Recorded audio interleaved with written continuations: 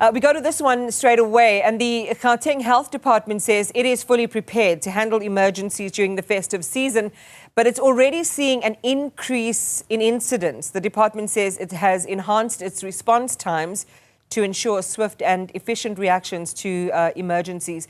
Newzroom Afrika's Veronica Makhoali has more for us now. Veronica, good morning. You're joining us from one of the call centres. As I said in that intro, there has been an uptick of emergency call-outs. Maybe just talk to us about the resource that's deployed where you are and the nature of some of the calls that EMS is being required to respond to.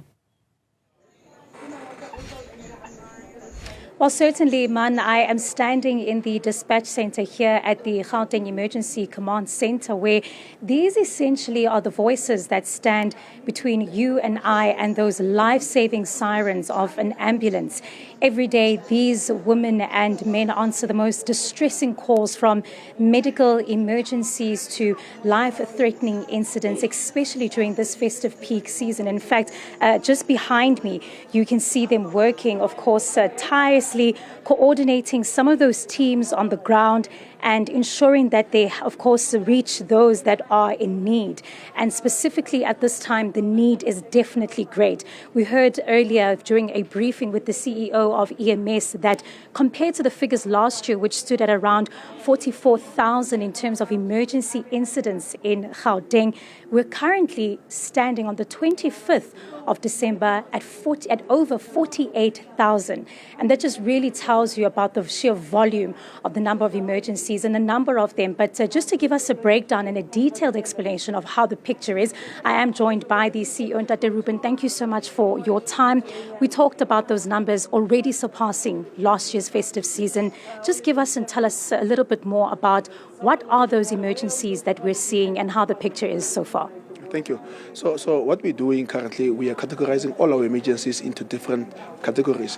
You know, we have our medical incidents, we have our trauma incidents, our vehicle incidents, MVAs and gunshots. So we are seeing in all these categories, whether either be medical, either being inter-facility transfers, either being trauma incidents, gunshots, motor vehicle, we are seeing that our numbers currently are already surpassing the same period last year, which means that there's a high increase in emergencies out there that are basically are happening, and meaning that our communities either they are not that vigilant, and it means that we need to get a message out there to say, be more cautious, be more safe, be more responsible. Yeah.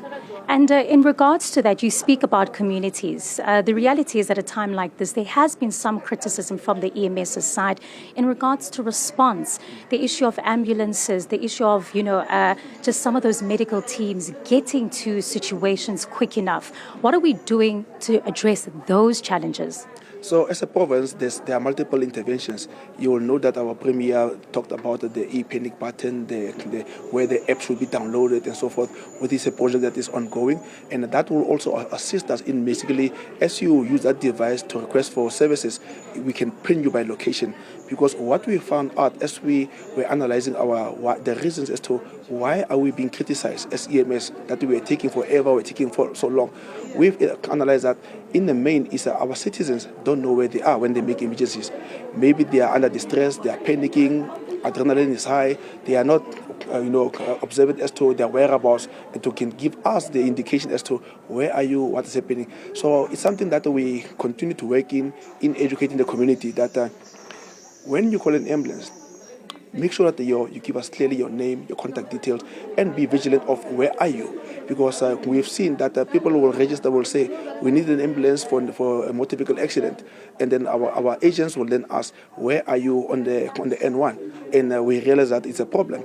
We end up having a delay right there of dispatching our resources to the right direction of the N1. And those are the things that we need to improve as a community to help us as well, so that we can improve our response time.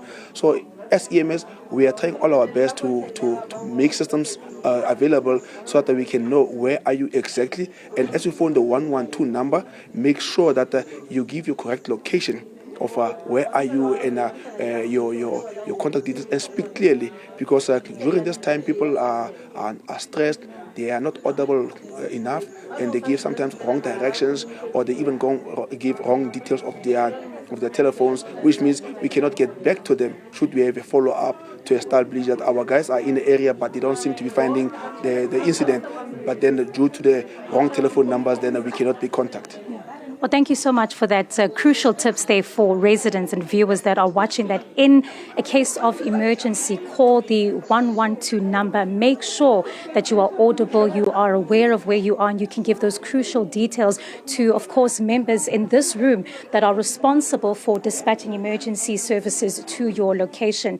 Iman, of course, some of the other figures that have come out here is that there is an improvement in terms of the answering of calls, of answers, as well as seeing some of the members already monitoring high-risk areas in terms of emergencies. But for now, we'll continue to see just some of the improvements that have been made, and as well as some of the challenges that EMS teams will be facing this festive season. Back to you.